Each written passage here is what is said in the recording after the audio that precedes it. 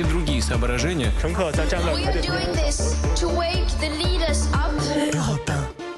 La revue de presse internationale sur Europe 1 en Inde et en Italie ce matin. Première étape, la Grèce. Bonjour Clémentine Athanasiadis. Bonjour. À la une à Athènes.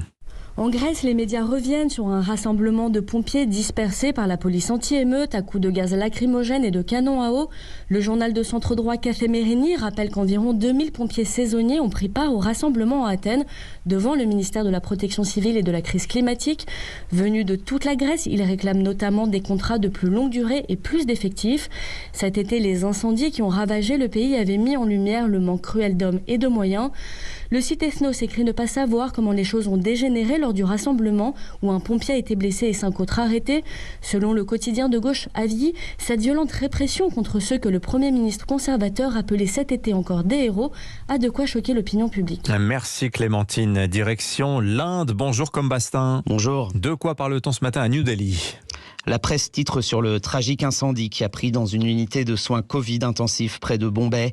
La fumée, les cris, la panique, décrit le Time of India, alors que les secouristes ont dû débrancher des respirateurs à oxygène pour tenter de sauver les patients. 11 ont finalement trouvé la mort.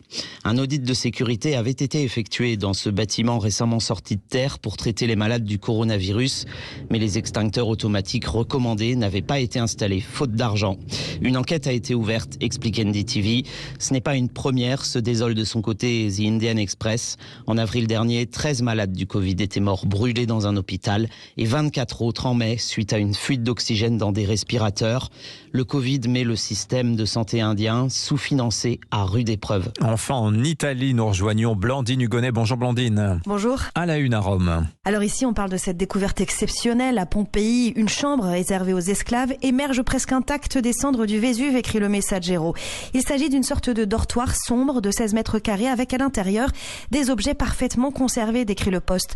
2 grands lits, un plus petit fait de cordes et de bois, un pot de chambre, des amphores, un coffre qui contient des outils en métal et en tissu.